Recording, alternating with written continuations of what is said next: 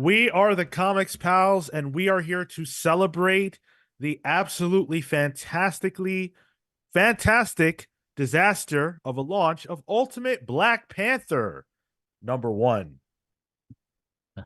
Kale doesn't know maybe what I'm talking about. We're going to talk Show the book, about that. Sean. Show the book so Sort you can of. tell the Yeah. you can show the listeners what Well, cover you got. so 3 out of 4 pals are here. We've got Kale. What's up, hot dog? Tyler's here. Wakanda forever. And I'm Sean. And we've got Count them? five of this week's biggest books. We are reviewing Ultimate Black Panther #1, the aforementioned book that I do not have. I don't have one. I You don't didn't get have. it. No, of course not. No. Wow. I went to Midtown to get my copy. I was there, noonish before noon, and they were Wow. sold out. They were sold out. Sean, I know a guy who's got New. about 12,000 copies that he's trying to offload some of them. If you need some. That's why Yeah, Marco couldn't show his face. apparently they fell off the back of a truck. What? Yeah. Yeah. Penguin lost 12,000 copies apparently. Ooh, and it was Penguin too. That's Yeah. worse somehow. Oh yeah. If it was Diamond, I'd be like, oh yeah, that sucks. But it's Diamond. In 12K is a lot for a comic book, right? Of course. It's huge. That's a run. Yeah. That's, Like if a book makes 12K, that it keeps going. Not at Marvel, but Ultimate Black Panther's gonna do, somewhere in the region of probably like 60K theoretically. And the fact that 12,000 of those are gone is really 48K. bad. Yeah, that's really bad. But I was able to get the rest of our books. We've got Batman 142. This is the Joker Year One, first part of that arc. Birds of Prey #6, the listener pick this week. I'll explain how that's possible when we get to it. Thundercats #1, the big debut of that. You got I the got Jay the Jay one. Lee cover. Yeah. Ew. Yep. And the One Hand. The One Hand, this is the Rom V joint that has been hotly anticipated. So we're going to be getting on into all of those books here in just a moment. Let's kick things off with Ultimate Black Panther #1. What's up, chat? Hello, how are you guys doing as you file in? Good to see everybody. Ultimate Black Panther #1. This is by Brian Edward Hill, the writer of this piece, with art by Stefano Caselli, colors by David Curiel, letters by Corey Pettit. So I don't remember if there was an Ultimate Black Panther before. I don't recall seeing that character in the Ultimate Universe. So for that reason, it's pretty cool that they launched, one of their launch titles for the Ultimate line is a Black Panther book. I think they got the perfect person to tackle this, and Brian Edward Hill from a writing standpoint. I will say the first issue does introduce some interesting differences. When you're reading an Ultimate book, you're always looking for how is this character different from their mainline counterpart. It does introduce some of those kind of interesting differences. This is a T'Challa who is king, but his father is still alive, which is an interesting switch to the normal way things are. And he's married to a Okoye, which is different. Shuri is still Shuri, but she's making armor for the Wakandan military, and there's some animosity there, some question marks between Black Panther and her and the military as far as what the direction is to go. A lot of familiar feeling things in this book. It feels familiar. For me, it felt more familiar of an MCU Black Panther, if anything. Yeah, I was gonna say this felt very. I didn't see the second one, but it felt a lot like the first one. I think the big difference here is that in this Ultimate Universe is Wakanda is still unknown, which in the mainline Marvel Universe comics, Wakanda's been around since before I was born. Like it is an established country and world that participates in everything. this feels more like the newly discovered Wakanda of the Marvel Cinematic Universe, if anything. And I think that's an interesting wrinkle that changes things. And I think Brian Hill is a good person to tackle those thoughts, especially with Killmonger showing up in this as well. I think that topic of, you know, does Wakanda act in the world or not is going to be a good kind of theme throughout this. And Hill does a really good job in general, but also here of tackling those big questions and the big political questions, you know, of uh who can act, what does it mean to act, and what are the ramifications of that? You know, I really felt the geopolitical conflict, you know.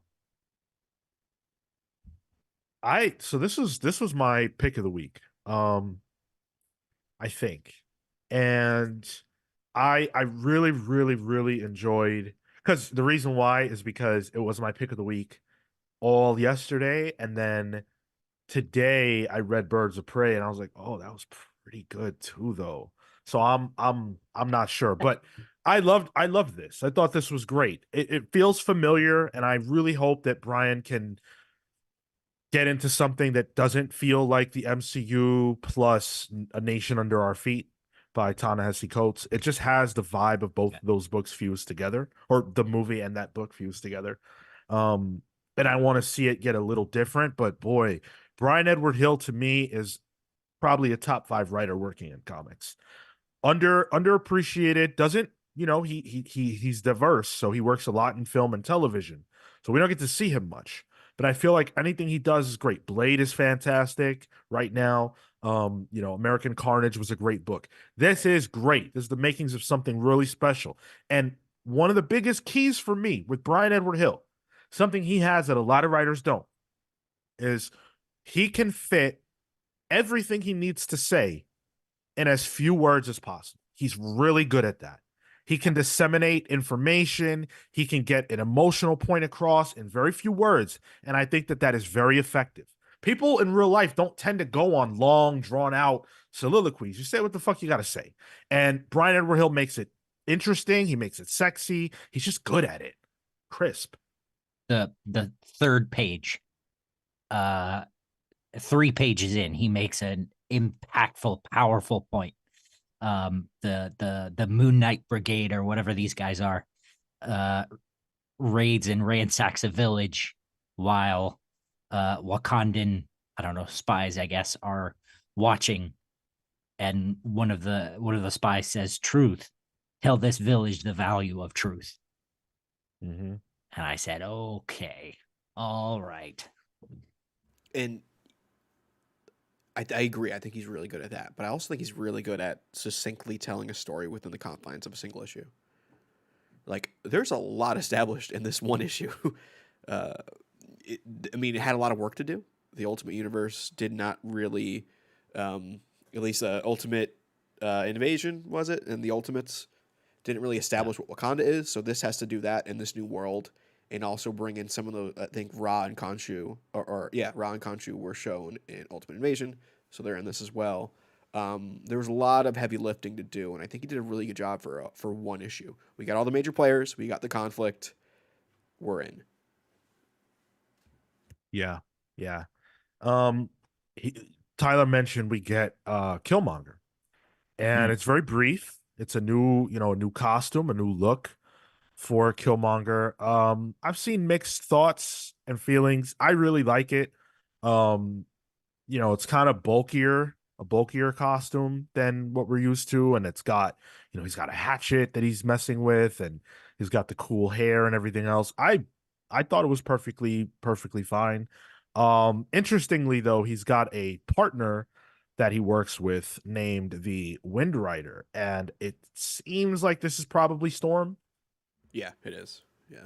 So Killmonger and Storm are together in this universe. You know, another, hey, all black people got to get together. Um, okay, sure. Did Brian Hill write the Killmonger mini? Yeah. Yeah. Yeah. So yeah, that was a really good thing too. That was what Juan Ferreira on art, I think. Um, so it's exciting to see him tackle this character again in a different kind of way. Because Killmonger, like after that first Black Panther movie, remember the discussion that was around, like, oh, Killmonger was kind of right, you know. Yeah. So I'm excited to see that the warring of ideas here as well, because I can, especially if he's partnered with Storm, it almost seems like Killmonger is going to be set up as like an anti-hero rather than a full-on villain. Yeah. Well, I think the villain is clearly Moon Knight. The fusion of Ra and Khonshu is Moon Knight, and that's the antagonist of this. And I think Killmonger is more meant to represent an alternative point of view and push Black Panther and Wakanda forward in the same way that he does in the first movie, but without him being, the ultimate antagonist and having to die and everything else, which I think was more like a symptom of the MCU rather than a logical thing to do. Like, I don't think they should have killed Killmonger, but Brian Edward Hill doesn't have to do that. So, yeah. Well, I also think this had, depending on where it goes, if they make Killmonger more of an anti-hero, more of a rival to Black Panther, Mhm. I think it could set up a deadlier Wakanda. More of a presence and a threat. Some teeth. Yeah, Yeah. yeah, definitely. Which they clearly need, right? Like, I think if you look at the first Mhm. few pages and we see what these people are capable of, and we know that, Wakanda is potentially at risk, they're going to need to get heavy. Mhm. And T'Challa's not willing to do that. So I think he set up a good status quo. I'm very interested in where this goes. The other thing I really want to praise though is the art and the colors. Boy, oh boy. Talk For about it, me, Tyler. Caselli does not miss. Like I'm a Hmm. big Stefano Caselli mark. I have been since I saw him draw Gauntlet in Avengers: The Initiative. That was him? Wow, all the way back then, huh? Yeah, and then he went to Secret Warriors, which I know you and I are big fans of. So Caselli is one of those artists that I just follow him around. He does this really good, really works with expressions. People always have like a stank eye when they react to things with him, and I really enjoy that because it gives a emotion to the page. Yeah. He's never too flashy when it comes to page layout. It's never anything that's trying to break the mold of what comics can be, but it is just solid, good storytelling. I completely agree on that. And then the other thing too is like the designs, the like T'Challa looks fantastic. Black Panther, yes, in costume looks great, but even just T'Challa out of costume in his homeware, everybody looks great. Brian Edward Hill, he loves that. He loves his characters to be sexy, and he's inspired by like 80s films where everybody was hot. So he always gets that in his comics, and Caselli did a great job of bringing that to life. I Actually, like really, the I like the what Matron Amala, the Vodukon. Mhm. Her look I thought was really cool and felt like it evoked stuff. It's a really cool design of like an oracle, with no eyes and sort of the only thing that's open is like, her mouth and just like, her voice is the only thing that can come out. I was getting Dune vibes from that, like just the way Yeah. all these kingdoms are there, and there's this religious sect that kind of controls things in the background. It was kind of feeling like Dune. Um, I really like the ultimate Black Panther costume and the fact that the mouth is open, so he can be expressive in costume with still wearing the helmet and everything. I thought that's a pretty good look to it as well. I didn't like that. Hmm. I'm Um, not crazy about it. yeah, I think it looks a little weird. It And does I give a like bit of a Mighty Morphin Power Rangers look to it, like if that part Mm. were open. yeah, I really like once he was standing there in the costume, I was like, I don't really want to see his mouth, but it is what it is. I guess part of it is that I'm used to the Black Panther costume looking one way. But that was the only part of the design that I didn't like. And it's hard to iterate on an all black Yeah. hat suit, right? Like, Yeah. Hey, Catherine, good luck getting it. Unfortunately, this is a hard book to come across right now. Maybe your local comic store won't have, been run up on. But when you factor in scalpers, when you factor in, Penguin losing 12,000 copies of this book because they were shipping it to stores, and the book being under ordered, all of those things together equal a book that on eBay right now there are dozens and dozens of listings on eBay. It's crazy. The second printing was already solicited, like before this was even like for like order cutoff, I think. So you can probably get that when it comes out, hopefully. Yeah. Yeah, you'll have to wait for the second printing. But, like I said, just because I wasn't able to get one doesn't mean that you won't, especially if you check here. It'd really have to be here in the next couple of days. But that's a PSA to anybody. If you want your copy of Ultimate Black Panther, you'll be lucky if you get it in the first printing. But regardless of all that, pick of the week so far. It's a great book. Pick it up, I think.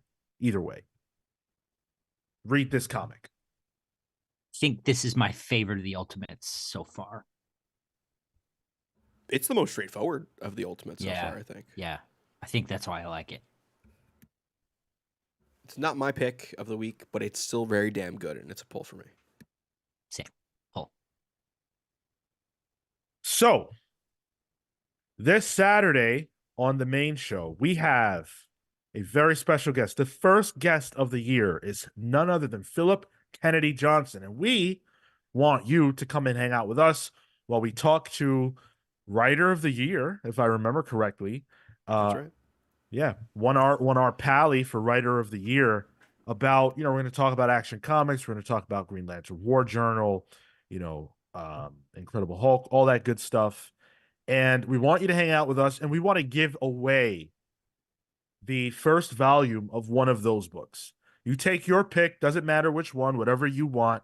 You let us know and we'll get that to you. Hang out with us live, ask a question of Philip Kennedy Johnson. We'll put your name in a randomizer. We'll draw it up. Whoever wins, you reach out to me on Discord and we will send you a copy of one of those books. So just, real simple stuff. We love to hook you guys up. You hang out with us, give you some kickback. It's going to be a lot of fun. So that's this Saturday at 10:15 a.m. Also want to go to the poll, the listener pick poll. So this week, so we had a little bit of a snafu. Really, I did. Last week, I put up the poll that should have been this week's. That's my fault. And that's how Birds of Prey won. It won by a landslide for what it's worth. There was only 2 days of polls really, and it dominated. But for the other poll, which could use some more votes, you have to go back a little bit. But Action Comics is still sitting pretty at 56%. So that's really what you guys want.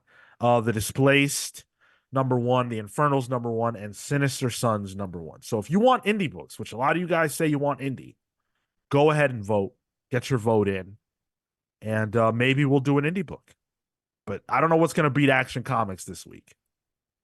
Man, we got someone in the comments on that poll says, I voted for Action Comics, but my heart wants to know what The Displaced is about.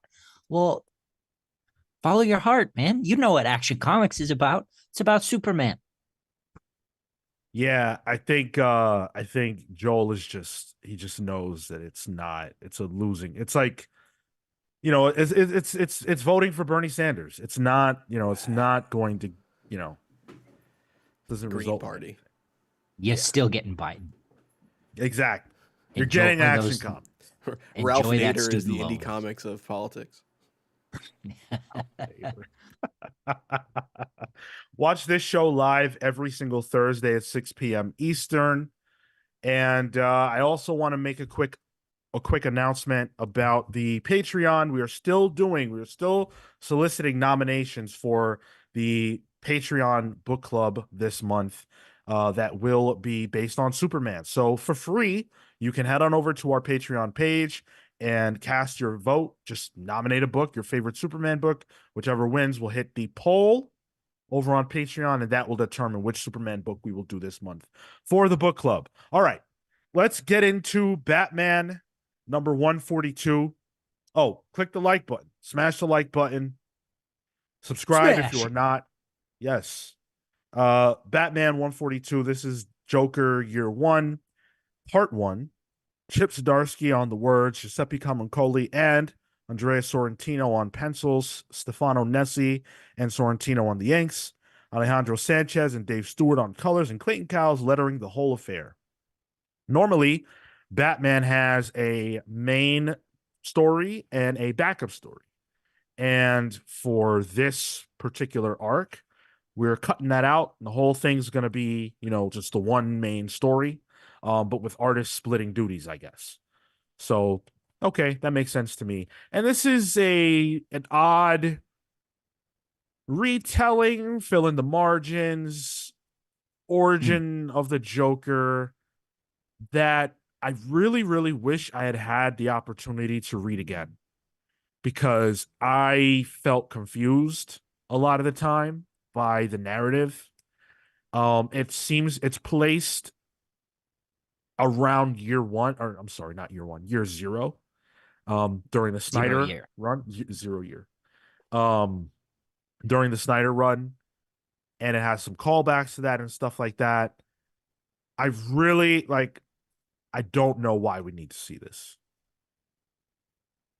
I felt off balance reading this. Like what I was reading felt like a good comic.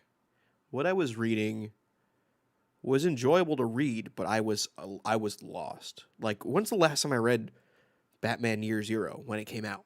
I never went back to that. I wasn't the biggest fan of that stuff. So setting that directly after this and then also having this like near future story by with the Sorrentino art going on as well in the main Batman book that has a narrative going on already. I fell off balance reading this. Like it was it good? Yes, but I'm not sure why it exists. I just want to stop. Sorry, we got a question from Always Laughing, and I wanted to make sure we answered this. Uh, my comic shop sold out by the time I got off of work. Is there any specific websites anyone could recommend for pre-ordering comics? So that's a reference to the conversation that we had about Ultimate Black Panther. Um, I mean, pre-ordering comics, you can get your shipments from Midtown if you want. Midtown will send you, a weekly shipment of comics. It depends on, I don't know where you live, but Midtown does that. DCBS does that as well. What does that abbreviation stand for? Direct Comic Book Service, I think, something like That that. sounds about right. Yeah, I've only used Yeah, Midtown for buying floppies by mail. Yeah. yeah. So, Okay.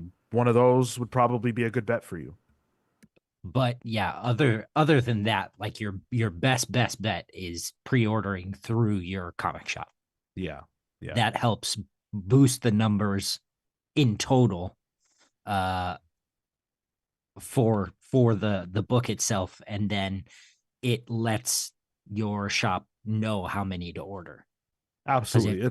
Go ahead. Sorry. if you want one, there are definitely more people that will. Exactly. Well said. Hope that answers your question. All right, let's talk more Batman. Kel, what'd you make of this one? I think I'm with the overall sentiment that there is something good here. I just I'm gonna have to parse it out. Because it feels like a last Joker story weaved in with the first or second Joker story. The first being the Red Hood, the Red Hood bit. Um, I was really confused about the first Joker fight scene where he fights the other two versions of himself. Hmm. So are there two now? The way I was reading this was that this takes place almost directly after the Ace Chemical incident. Yeah. Yeah. And he's just slowly losing his mind. And I thought that was him internally fighting with himself. That wasn't an actual fight. That's how I was But reading that. huh. Because then he returns there at the end. Because he's going Oh, he nuts. does. He's going nuts. I believe so, right? Doesn't he return to that same hill? Fucking got me, man. Oh, okay. Yeah, yeah, yeah. So yeah, I just read that, and I guess that's my issue with it. It's like, all right, we're slowly living with this Joker the Ace Chemical incident is messing him up, and he's going insane. And maybe that's the point of it, that I feel off balance because he does too. Maybe I'm giving too much credit for the story, but again, like I mean, the Joker's a character I don't need this for. You know, the Red Hood thing's enough. I mean, just give me something coherent. And again, like maybe I missed out. Maybe I got to read this again. But I just really struggled to understand what I was supposed to get out of this. And I feel like we've got something really juicy going on. yeah, The Batman of Zora stuff, failsafe, all that is awesome. And so this feels like a deviation from what we've been loving. And then on top of that, no disrespect whatsoever to the artists that we got in this issue. Certainly I love them both, but they're fill-in artists. For this book, they're fill-in artists because we have an artist. So, and this is a deviation from the main story we've been seeing. So it almost feels like this is a backup. Like this is taking a backup and extending it out and getting away from the main narrative. And that's frustrating. This felt more like that Joker comic Bean really liked, um, especially with like the early Commissioner Gordon stuff as well, and the Kamen Coley art. Like it felt more like not Batman 142. It felt like a Joker miniseries #1. And I also found I like Giuseppe Camuncoli a lot. I really like Andrea Sorrentino. They are wildly different artists. Yeah. yeah. And having them have like flip flopping between them was like, whoa, okay, hold on, let me regain myself again. There was that one page where you flip the page, and then it's just that close up of like a gangly Joker, like on a St. Andrew's cross or whatever. Or it threw me off. Like it's Cool. good. It's Sorrentino. Cool. It's real good stuff. Yeah. Cool imagery, but Yeah. like, why is it here? And it's well done too. It's just like, whoa, I don't know where I am with this book. Yeah. So Amin Perez said, also, are we just accepting Red Mask created the three Jokers? If that's the retcon, that's insane. Maybe it is. I guess that's what's going on. I gotta be honest. Like I really was lost throughout this book. I don't know what Chip Zdarsky was trying to nail down here. Who's the Red Mask? Red Mask is that dude that Batman had to fight when he went to that alternate Earth. Okay. Yeah. He's the other Joker. Yeah, Like the yeah. alternate Joker or whatever, who's The a world hero. without a and- Joker, yeah, he winds up creating them. Yeah. Yeah. And like, Chip's time, I get that Chip is trying to, he's trying to create mythology here, right? Like all writers are trying to do, but it's like you're tying it into yourself and you're acting as if there isn't like years and years of history that's now invalidated. And I don't know, like that's not that compelling to me. There's a lot of that going on. I don't care about Red Mask. I do care about the Joker. So do I now have to care about Red Mask because he's the progenitor of the Joker? Like he created this? I don't know that he's tying it too much into himself. I feel. Along with that, and one of the things that's kind of annoying me with Chip's run, which I'm on the whole enjoying, but there's so many characters from Batman the Knight that he's bringing in, the book that I didn't read. It's like, well, I also taught Batman everything he knows, And then we get the image of the guy at the end here who's like, "Yeah, I taught Batman everything." I'm like, "Oh, another guy that taught Batman everything?" We had Yeah. one in the previous arc with the woman that Joker kidnaps. You know, it's just like, all right, these are all your characters, and I get it. Um, but I don't have any. There's no emotional stake for there for me, and it's like the reveal does nothing for me. Who even is that guy? How does he find the Joker? Why is he trying to help him? Like these are all like I have 50,000 questions. And normally I'm excited by the fact that I have questions about what's going on in a story. But in this particular case, maybe because of the delivery, maybe because I was so enraptured by what was happening before, but now I just feel like it's press the red light, pause, pump the brakes. That's what I feel like. And I'm sitting at the red light trying to go fast, and now I have to sit here and ponder this fucking stuff that I don't want to think about. I just want to go fast. Mm. And Chip won't let me do that. So I was frustrated by this. I also thought this was supposed to be contextualized with that story because he's in prison at that point in that story, right? The end of the last issue, Yeah. and Batman goes to talk to him. Yeah. This feels like it's not a continuation of that discussion. They just throw us in here. Yeah. So it feels It disjointed from what it's supposed to be connected to. That's why it feels like a backup. Yeah.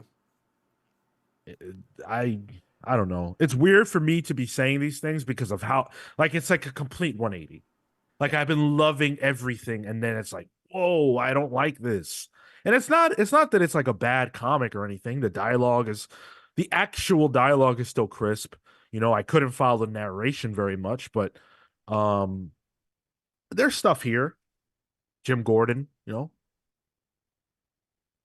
Yeah, I think that's the thing. I think there is stuff here, but I think where I land is I want to let Chip cook on this because it feels like there's something here, and I think I think we'll have to read it again. And I would like to read it as a whole to really get what he's going with. Chip, That said, Chip's stuff has been pretty Swiss cheesy for me. Failsafe was cool, but the alternate Gotham that didn't do anything for me. The arc after that was Gotham War. Gotham War, yeah. Well, Chip stuff in that was okay, but Gotham War itself wasn't. But the stuff after that was really compelling. And now we're kind of getting back into the I don't know territory. Hmm.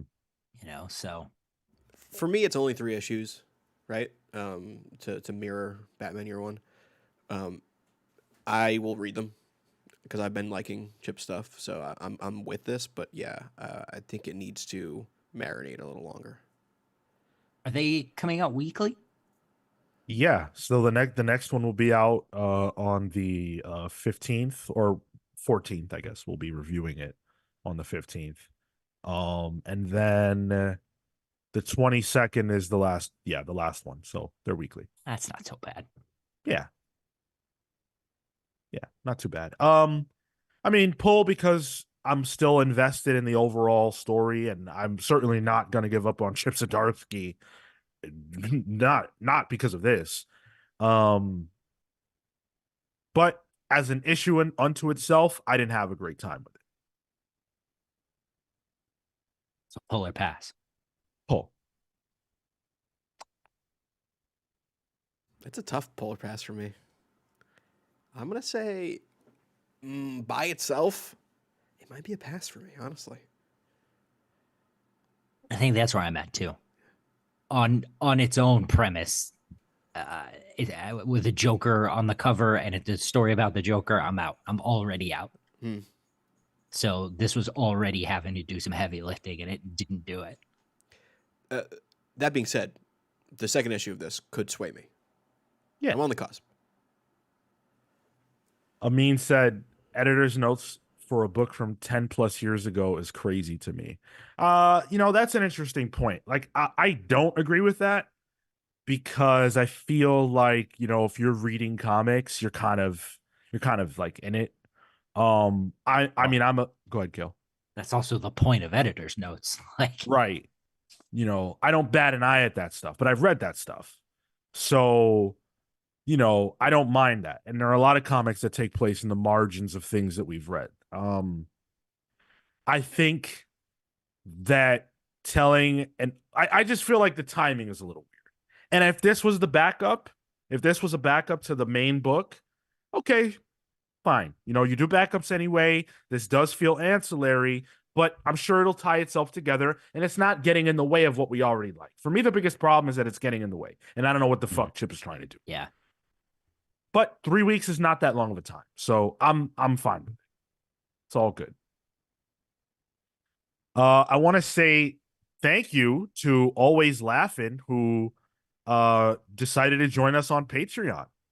And so, Yo. yeah, thank you so much. I love when people join the Patreon while we are live so we can celebrate that and praise them here on the show. Always Laughing decided to join us at the I Shall Become a Pal tier. So, friend, I owe you a nickname and a shout out starting this week on the show. So when we are interviewing Philip Kennedy Johnson, you will be immortalized by getting announced there.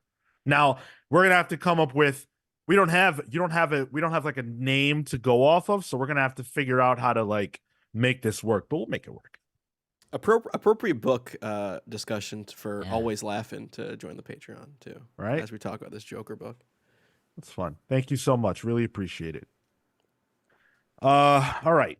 Let us move forward and let's dive into Birds of Prey, number 6, which is the listener pick. You guys can vote in the poll for next week to determine what we'll be reading when that time comes. But this was written by Kelly Thompson with art by Leonardo Romero, colors by Jordi Belair, letters by Clayton Cowles. Leonardo Romero and Jordi Belair were not involved in issue number 5. And that was fine. I like the art there, but it was nice to see the team get back together to close out this very first arc. So, Sin is now sort of become, invaded, if you will, by this malevolent force, Megara. But they've now sort of come to terms with the fact that they kind of have to work together because now they need each other. It's like the Venom Eddie Brock type of thing. Yeah, it's like a symbiotic exorcism. Yeah, which I Or really possession, liked. And that's pretty much this whole issue is the resolution of the arc. It's I guess Sin is now going to be a part of the new team, I would imagine, because she's got some powers to her. But either way, the mission that the Birds of Prey got together to solve, to accomplish, is accomplished. So where do we go from here?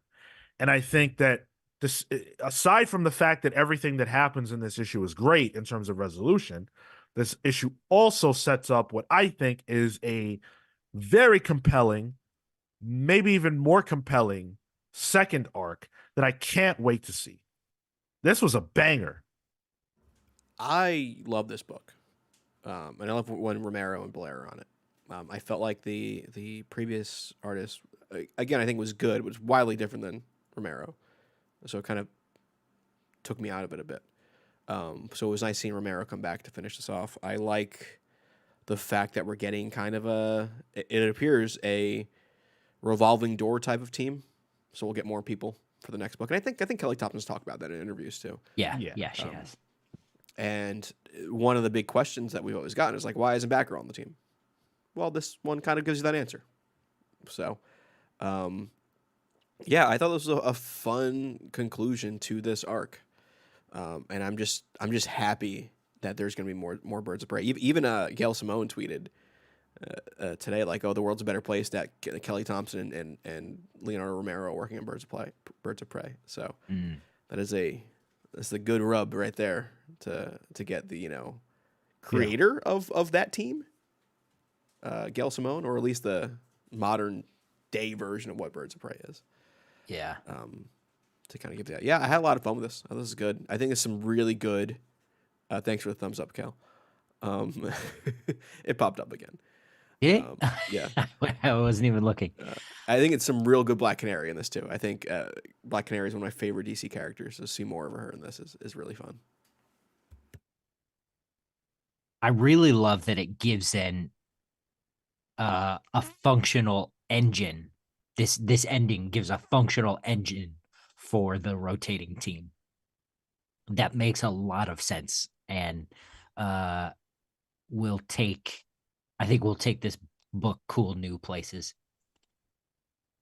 And I want to like really just lavish praise because you know Kelly Thompson received an ass load of hate when this was announced. Why is Harley Quinn here?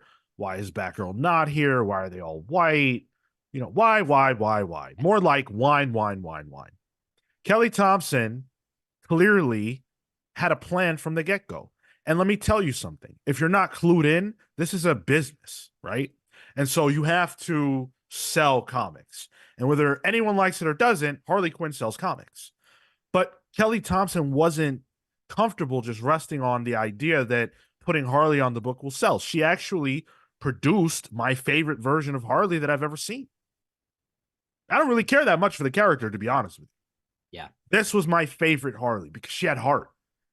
This was like, okay, now I understand, why someone might enjoy this character. Here's the other side. But that's Kelly Thompson doing that. And on top of that, for all the naysayers, we're getting back.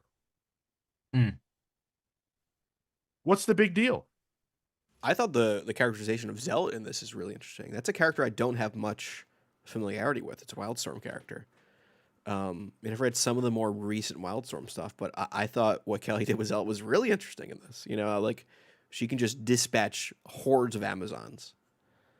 But she has like this sword that can kill people, but not really. Like, oh, there's some really cool stuff with Zealot in this as well.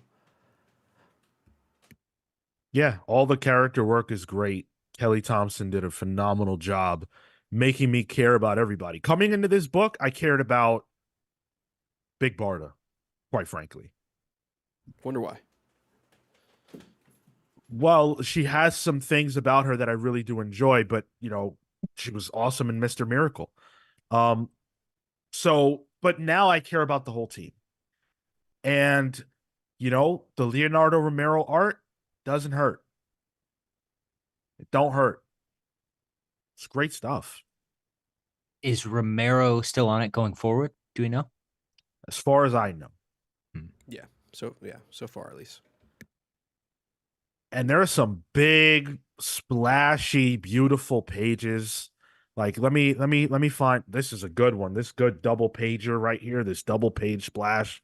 Let me describe it. Oh yeah, yeah. Yeah, it's Sin and Megara kind of like discussing what all they kind of have to do, this agreement that they have to come to as the Birds of Prey and Wonder Woman try to put Megara in a jar.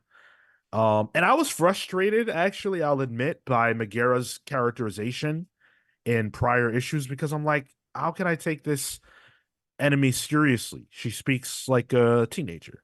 But now I understand that she's going to be around for a while. She's a part of the team. So she has to have a personality that, we can kind of get behind in a way.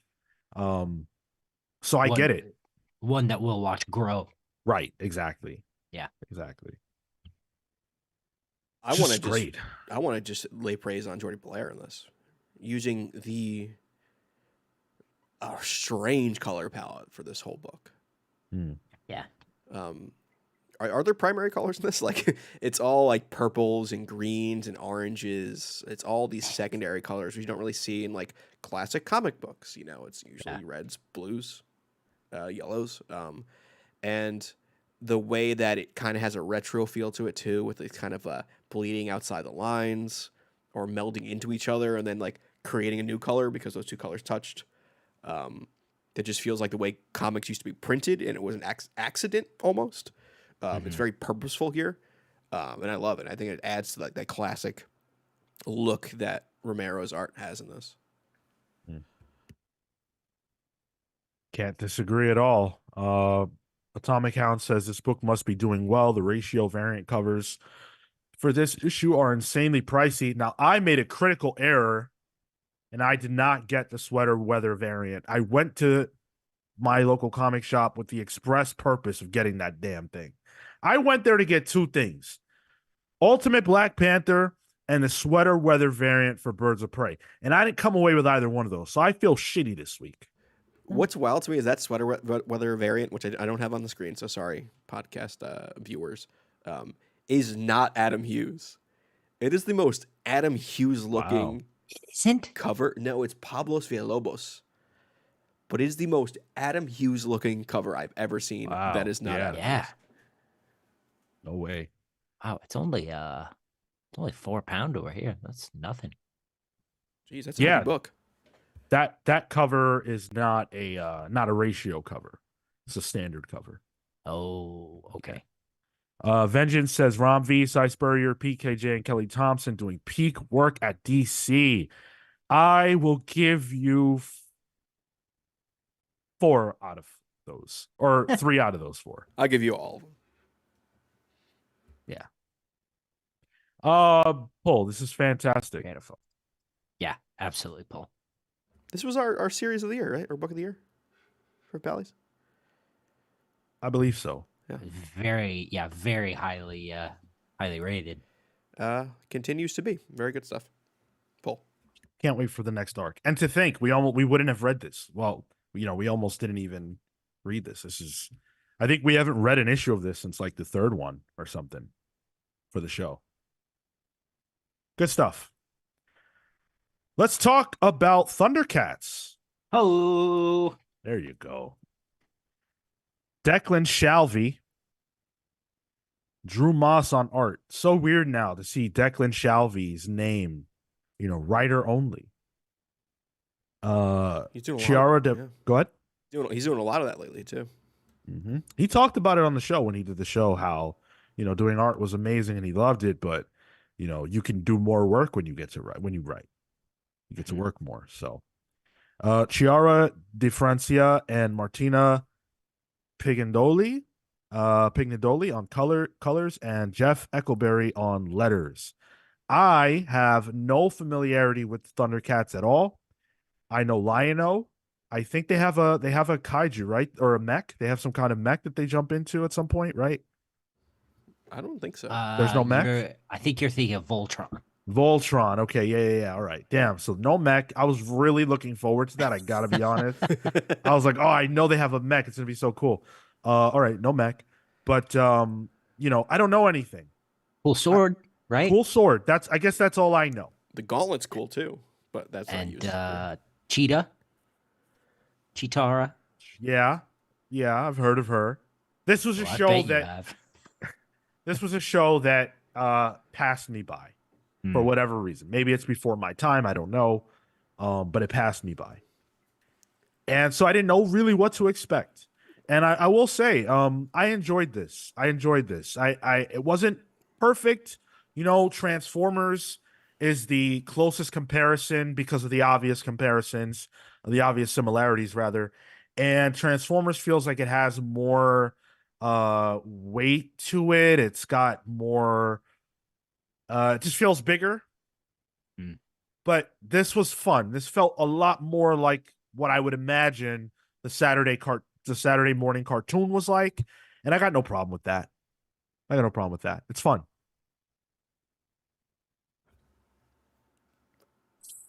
I think my thing with this was it was a decent enough showcase of all the characters, but I didn't really feel like anything came out of this.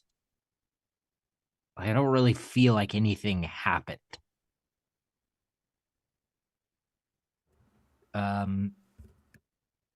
So I guess except the last thing.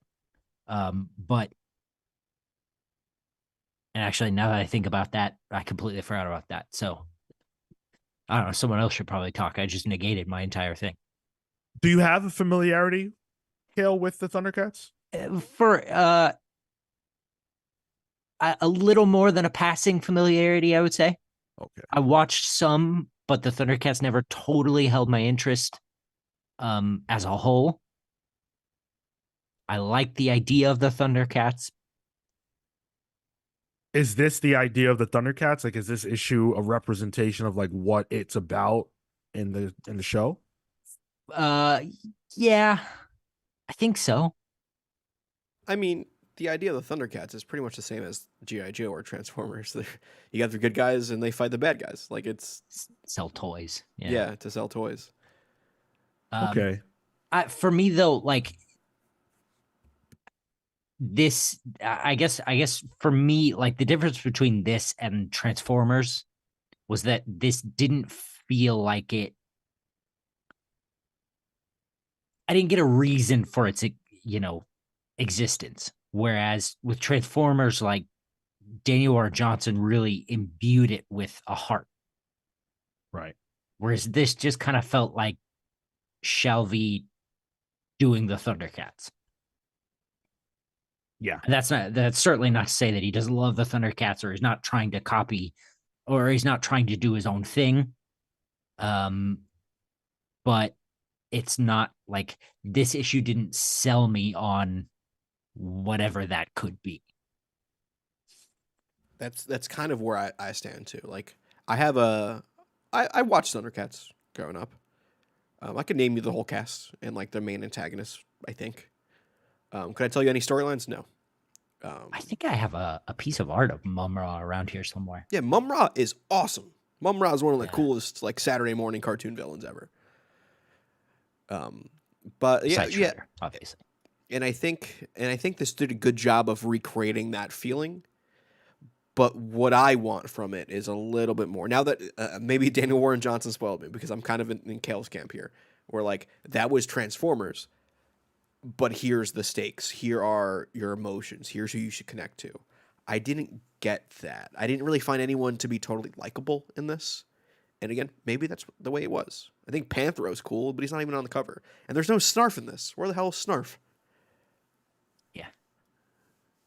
Um, I like Lion-O. I mean, I feel like we're getting a story about I'm assuming this is from the cartoon, and if it is, it makes perfect sense.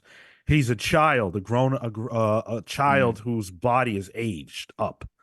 So he has to sort of figure out how to be the leader of this group, having only ever existed within the group as a cub. yeah. And so he's not ready for the role, and he thinks he is, and he's gassed up, and he's secretly scared, but he's getting exposed. And I think that's a cute, interesting enough story. I don't know if I am the target audience, right? I don't have nostalgia for this. And I think Transformers worked whether you know about it or not. Like I said, I had fun with this, but I don't know that this is supposed to hit me. Maybe this is supposed to be for people who are more familiar with the television show. But I will say that between Lion-O and the developments with him, which I didn't know anything about, and the twist at the end, I'll get it. I'll get a second issue. I do like how Uncade says that there are no storylines in the original incarnation. Literally nothing happens, but he still loved Nice. it. I did not know Lion-O was a cub in a man's body. Kind of Yeah. like a weird Yeah. Shazam situation going on. That's a new thing for me too. Um, And sorry, go ahead. no, I was just gonna say, and I felt like he was very Luke Skywalker in this from the Panthro sword training thing, and he's kind of whiny throughout all of it. This whiny young guy was forced to be a leader. Um, I saw that in this as well. Yeah. Yeah, exactly. It harkens back to all those kind of characters. Everything here will feel familiar, but I can't stop saying it. I had fun. I don't know. I just liked it for whatever reason. Um, the coloring, I kind of and the lettering, maybe I kind of didn't love. Um, the narration boxes are mm, they look I didn't like them. I don't know. They felt cheap to me. That's the best word I can use. And it's the Hmm. only word I can think of. And I know that word doesn't mean anything in this context. Um, but I don't know. I wasn't as pleased with the colors and letters as I was with everything else. Those elements kind of took me out of the book. Hmm, But interesting. I will pull this though. I will continue with this. Um, I think and this is my prejudice showing. Um, I think the Drew Moss art was very good, uh, and even like for a Dynamite book. And I know maybe that's changed. I know you're reading Red Sonja, right, Sean? So I don't know what the art is in that. But I was like, oh, this is really good Dynamite art. What man? I feel like Dynamite gets good artists. I have prejudice from years ago. I think where I was reading Dynamite books where there was pages like there was missing panels and things and missing word balloons. So Mm. I don't read a lot of Dynamite books, so I will say I have preconceived notions about things. Yeah, I thought the Drew Moss art was great.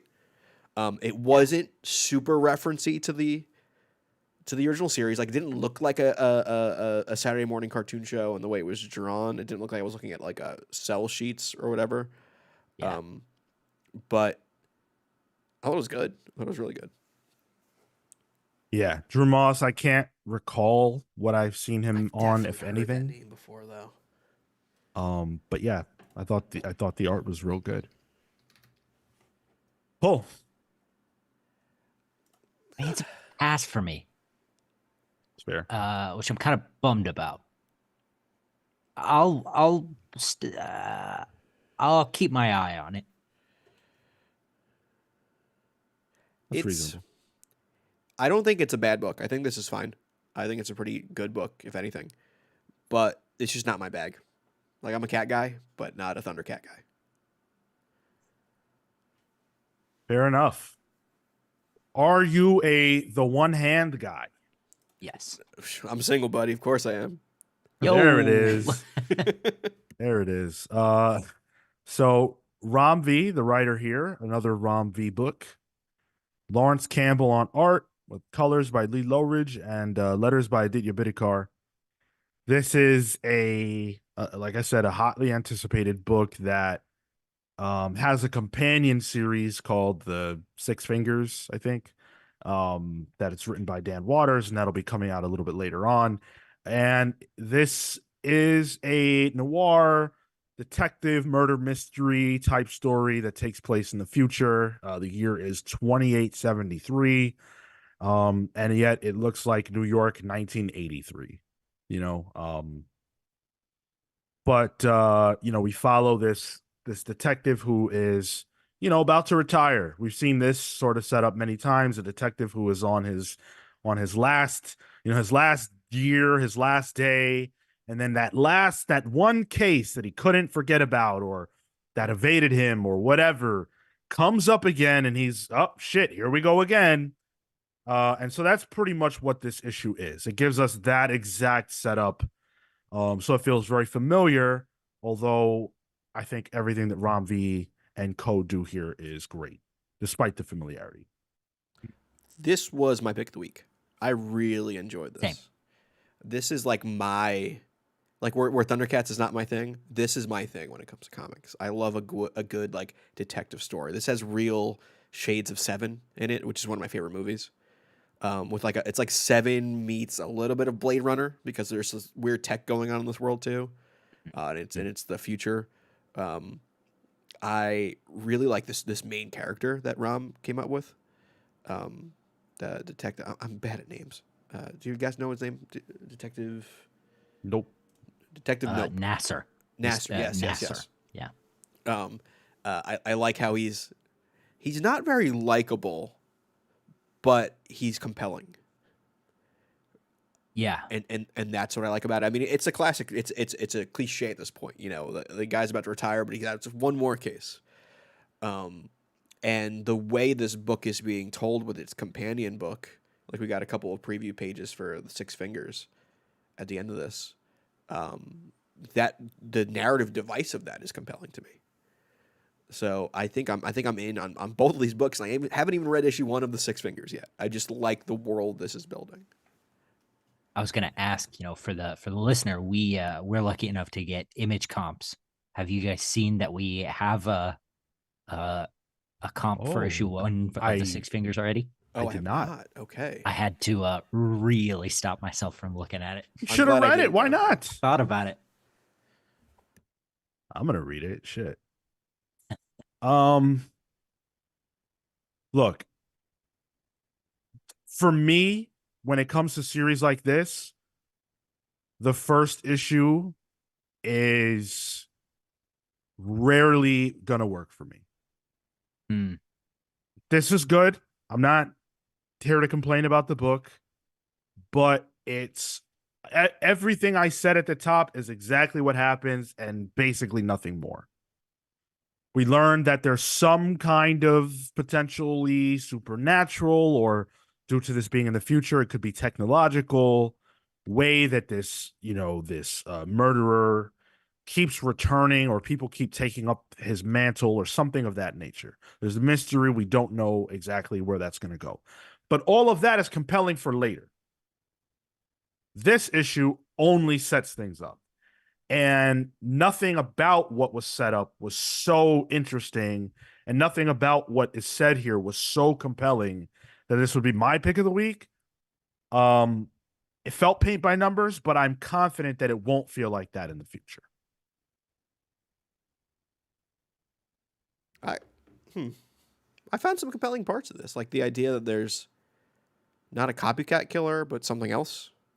Um, Feel Rob- like the details within the tropes are what make it really compelling. I also had But Um, sex robots, so just saying. but like the future of the mystery is compelling in the sense that in the future, hopefully it will go somewhere meaningful. But I don't think that anything here was so, I'd love to know, what it was specifically that got you guys. I mean, the Lawrence Campbell art off the bat, like there's this Yeah. kind of aura about this place. This place, it doesn't feel dirty, but it just feels gloomy. Um, we're like, if we're, I'm trying to think of another book that kind of had this feel. I can't off the top of my I head, mean, but any Brubaker noir sure, yeah. Yeah, this is feels like common. this anyway. You Yeah. know, yeah. But yeah, and I like how the main character is. He's not a traditionally handsome detective either. He's kind of creepy looking. He kind of looks like Iggy Pop, um, and Huh. I think that's like he has. There's no real supporting cast either. This seems like a real singular mission for this guy. Sure, there's going to be other cops involved probably, but he has no love. He has no lover, or there's no femme fatale yet. Um, I don't know. And I mean, it doesn't take a lot for me to like a noir book. So this is just my jam. I was frustrated by the lack of like technology Mm. in this book for most of it. That when we get to the sex robot thing, I was like, okay, cool, there's something representing, future tech, but everything feels so, you know, not 2873 that kind of threw me off. I sort of wish this wasn't set in the future, but I assume there's going to be something that will justify when this is set. Yeah, in terms of future tech, sex robots the first thing we're making. Let's be real. Right. And we sort of have those. I don't feel like we're going to have to wait till 2800 to have that. I'm saving up. But yeah. I mean, we're also in 2024 and we're supposed to have flying cars and time machines and hoverboards. Look, man, I knew a guy who had multiple sex dolls. So if he could have that by 2800, I'm pretty sure we can have robots. Multiple, Multiple. one for each day of the week. You got it. And on top of that, he would bring women home all the time. He still does it to this day. Well, love a dude that fucks. Some of them get freaked out, some of them don't. Anyway, um Hmm. yeah, I mean, I'd this actually be a is pound around for that one. oh boy. That's a guy. That is a guy. Yeah, that was my favorite scene because I assumed that Nasser was speaking with a sex worker, like a Yeah. human person. Yeah. and then he wasn't, and I was like, okay, I like that. That's a good twist. Yeah. And it says something about him because I'm sure human sex workers probably exist in this world, but he went somewhere where he would get a robot, someone who could play at, what's that, Tyler? Well, I was gonna say a robot he feels for too, because he gets worried about the robot when they're like, he's like, just don't put it in a closet where she's gonna get cold this whole time. So it's almost Right. like he has more emotions for things that aren't real than anything. It's a good character bit for him. Mhm. Yeah. But it also gives me the idea of like the whole Marvel Universe life model decoy thing. It's like, who else is a robot? Anyone can be in this world. Could he be? And there's Blade Runner. That's the replicant. Blade thing. Runner. Yeah. Pull. Easy pull. Yeah. Pick of the week.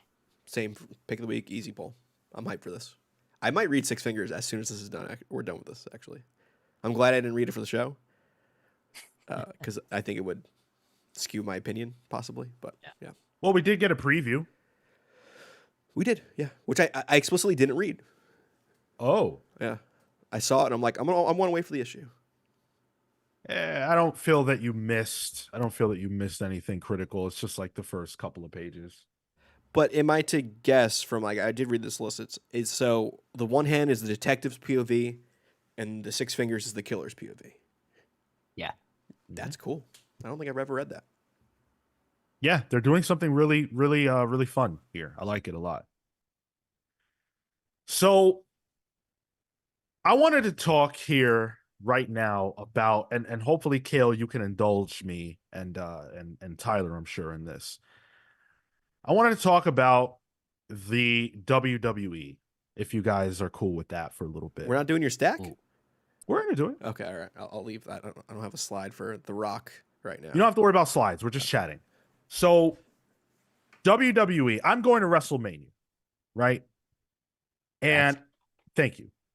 And I was over the moon excited about that. I really was. But man, some stuff has gone down that has just soured it's sapped my anticipation. Cale, to give you context, Okay, go ahead. the Black Adam in the DCU. Remember what happened there? Yeah. Change the hierarchy of the DCU. That attempt is being made in the WWE now. So what I was going to say is, there's been the Vince McMahon stuff, which has come out that is absolutely disgusting. And, look, if you're a fan of wrestling, that's great, but there are things that are bigger than that go on. And so for me, all the allegations against Vince hurt my excitement for the product. It's just inevitable, right? Because it's scummy stuff. My favorite active wrestler is CM Punk. For the first time in over a decade, I'm going to watch CM Punk wrestle, and I'm over the moon. I missed him in AEW. I got tickets to go see a show they did in Jersey, and he was injured, so he missed it. And now I'm going to WrestleMania, and the motherfucker's injured again. He got injured during the Royal Rumble. So I'm missing him again, right? And then the cream on top, the cherry on top of this shit sandwich is the fact that Cody Rhodes wins the Royal Rumble, which means he's going, theoretically in my mind, right, going to face Roman Reigns. This is the big match. WrestleMania 40 is what everybody wants to see. And here comes the fucking Rock, Dwayne Johnson, to jump in the mix, gets on the TKO board, right? So now he's on the board of the company that owns the WWE. And like 2 weeks after that announcement is made, somehow this man is fixtured into the main event of WrestleMania, overtaking Cody Rhodes to face Roman Reigns. The Rock is 51 years old. 51. He's going to die in there. I mean, Ric Flair still at it. He's retired. He looked so. Last time Rock was in the ring was like a month ago. He took out Jinder Mahal, but he looked winded after running the ropes twice. Like the dude's ripped, but I don't think his cardio's there. But then those muscles are for show. Yeah, yeah. The Rock is has a steroid body, without question. He's built for show, as Cale said. 10 years ago, The Rock wrestled John Cena at WrestleMania. I was there for that too. And let me tell you, he didn't look great. He was 41 years old. 10 years later, it's not going to be any better. There's a history of this now with Dwayne Johnson, of him always putting himself over, whether that's wrestling, whether that's the DC universe, where kind of plays behind the scenes to make sure that he looks best at the end. He ruined Shazam's villain to be able to become an anti-hero. And he did it with Fast and the Furious. I think there was a clause in his contract that said he could not lose any fights in that movie franchise. Vin Diesel does not like him, and won't really, at least at a point, wouldn't work with him. I think that's been amended since. But so there is a history of this happening with this one guy. Yeah, it's a bummer, man. I'm not the biggest Cody Rhodes mark either. I get it, and I think that's the right story to tell. But it's just somebody coming in out of left field and just like ruining some trajectory. Potentially, there's an actual press conference going on right now as we speak that might be shedding some more light on that, but we'll see. Yeah, I'm watching it. Well, I have it on in the background, and I'm excited to see what the result of this is. Listen, a lot is writing on this for me. Okay, I am emotionally invested in the road to WrestleMania, regardless of whether I'm going or not every year. But this year I am going. So Jesus Christ, I need this to be good. Gavin says Hulk Hogan 2.0. I was going to point that out. Does that resonate? So, in wrestling, not so much, because for the large majority of The Rock's career, he was known as a giver. So this is really surprising for him to do in wrestling. He's always seemed to really care about the business. He's helped where he could. I'm surprised. But in an overall sense, yeah, this is the same sort of stuff that Hulk Hogan would do behind the scenes. And, it's really sad that The Rock has succumbed. But I think he's trying to build a larger legacy than the one he has. Hollywood isn't knocking his door down the same way it used to. His box office is not as big as it was. He's had some bumps. And so he's expanding out, and it hasn't worked. So he's going right back home. Yeah. But with the new attitude. What would it be like? And I imagine that he would never do this, and it would be really dumb for him to do this. But what would it be like for him to have to climb his way back to the top? Is that something that would be possible with a name like him, or in whatever storyline they would develop, or The thing is that The Rock can jump into any storyline, and I think it could still work. They can make the build work no matter what. They can make the build work within 2 weeks' notice. But supplanting a what is it? Potentially 2-year-long storyline at this point? Longer if this is a culmination of Roman Reigns' entire championship reign as well, which would be 3+ years. That is an issue. If The Rock just said, "Hey, I'm going to be facing, I don't know, somebody else for a match at Mania," fine. People have done that. Not a big deal. But I mean, it'd be nice if The Rock was on weekly television like all the other guys besides Roman Reigns. But yeah, it's just it's both the right storyline for him to be in because it deals with the Samoan family and all that, but also the wrong one to be in because it supplants somebody else's arc as well. And to answer the question, Cale, there is no way for him to work up the ranks. He doesn't have the time to come and work regular shows. WWE shouldn't and won't pay him what it would cost him to do regular shows. And so that's just that would never be the case. And I enjoy seeing The Rock come back here or there for certain things. This is just the wrong time for this. And I think that's why, I mean, and if you look at the internet, it's blown up over this issue. It's blown up over this issue. I'm sure tons of people listening to this don't even know about wrestling and probably heard about what's going on right now because of how this is everywhere. Uh, always E- laugh and go ahead. Even I off, who's off of the main uh word social medias, um, I've heard bits and pieces of this. Yeah, exactly. It's a hot topic, and I hope WWE does the right thing to make me happy. Mm. You know what else makes me happy other than wrestling? Comic books. Comic books. And I want to present my comic book stack to you all this week. This is a little segment we do where we go over my weekly books and we discuss, we give an over under where you guys think I landed as far as how many books I bought this week. What do you think? Well, we know you're one book short, so Yeah, that's true. Oh yeah, Gotta factor that in. so we're four Mhm. Definitive four. Yeah. four for the show. Yep. Interesting. I'm. I'm Oh, gonna say 9. 8. Wow. 9, 8. I know Atomic Hound had a thread going on the Discord, which you guys should definitely Yeah. join.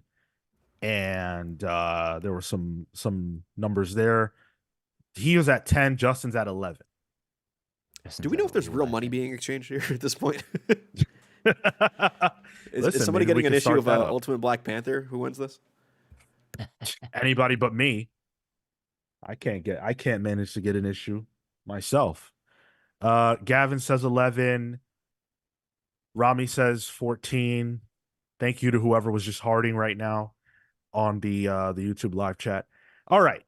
I'm gonna go over it now. The 4 books we already reviewed.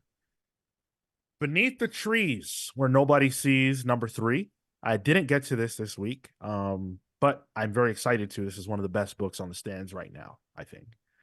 Hmm. Gone, number 2 by Jock. I love Jock. I have not read the first issue, and I don't know when I'll get to this one. And that's That's the a equivalent of- distillery. yeah. Yeah. I have a friend of mine from school did a variant on that. Really? Rossi Gifford. Yeah. Oh, wow. And That's Sean, that's cool. the equivalent of like 2 books, right? In terms of price. Yeah, these are $10. These are Oof. $10. So really, that should count as 2. Another Kelly Thompson book, The Cull. Had to pick this up. Oh yeah, nice. The Cull, number 5. Captain America, number 6. Yeah, Matt's still doing his thing. I'll catch up to it eventually. Have you read anything besides the first issue? Nope. It's good. Fantastic Four, number 17. X-Men 31. And Oh, Kaya, Gavin knows Rossi. 15. That's That's 11. it. So That's 11. Yeah. So Justin and Gavin nailed it. Wow. Nice. You guys are good. It's almost like you listen to me every week or something. I didn't read any of those though, outside of the ones for Pals Pulls because I have been so busy reading this tome here that I'm holding in my hands. Let's see a side view of it. You got it. This is boy, he's big. Yeah, this is the Okay. Superman War World Saga Compendium that I picked up in advance of our interview with Philip Kennedy Johnson. I am halfway through, and I am obsessed. I love it. This is so good. You a fan of the Authority now? No, I still Just don't care select about members and Manchester Black. Yeah. that. Yeah. How much that cost? Not for the Ah. stack purposes, just in general. $50. Oh, that's not bad. It's a lot. It's a lot of issues. I don't know the exact amount, but it's a lot. Yeah. Just big boy. I was thinking about getting that myself. But I didn't. We only find them when they're dead. Actually. Ooh, did you I read can it? show that off. I've got Yeah. no, please, you kidding? I don't buy books to read them. Are we Okay, showing me off neither. books that we bought recently? I can go pull one out of mine. If you've got something you want to share, please. Boy, Oh, good hardcover. how much did that run you? Uh, 37.99. That's a good one. Damn. It's 50 in the US. I Oh, why did happen we to get have fucked? currency. Happen to have $40 in gift cards. So I got this and Pluto. Nice, nice, dude. So the shop I go to, All Yeah Comics in New York, had a 50% Yeah. off sale. So I snagged the Compendium 1 of Starman, which is a big boy as well. Ooh. Whoa, It's James that is thick. Robinson and Tony Harris, Wade von Yeah. Grobiger as well. One of my favorite names in comics. I've not read Starman. It's one I've I always haven't wanted to either. read too. That's a hole in my reading. I've got those on formerly Comixology. Just sitting there waiting. Justin says In Stock Trades has the War World Saga almost half off. Well, shoot, where were you when I was going to Ooh, make yeah, this right. freaking purchase? That I mean, not ordering off in stock trades. That's a rookie mistake. But I needed it. I needed it quick. Yeah, you're not gonna get it quick So, there. I don't. And And now I go ahead. but now I don't have money for it, so Ah, shit. Maybe Valentine's Day you'll get hooked up. no, Another please. gift card. There's Oh, okay. there's some box here that's for me. Oh, I see it. Okay. I Cale don't know. showing off. I don't know what it is. And I assume I'm probably not allowed until the time comes. Well, I just got the one hand for Valentine's Day, so I'm gonna reread that. Master of his own domain. There you go. James Jones on the pull count with 11. Yeah, there you go, James. Thank you. You cleared. You nailed it. Nailed him to the wall. Yeah. Yep. All right. We are going to call it a night. The next time we will be live with you is this Saturday at 10:15 a.m. Eastern for our interview with Philip Kennedy Johnson. Come hang out with us as we talk about and give away Action Comics, Green Lantern, War Journal, Incredible Hulk. Will give away one of those volume ones to you for showing up live and asking a question of Philip Kennedy Johnson. One lucky winner will get one of those trades. We'll be live Saturday with that, and then again next week Thursday for Pals Pull 6 p.m. Eastern. Come hang out with us as we review the biggest books of the week, and one of them that you choose by voting in the listener pick poll, which is available on youtube.com/the Comics Pals under the community tab. Thank you to all of our patrons. Thank you to all of our channel members. Thank you to everybody listening. For the rest of the pals, I am Sean saying we love you.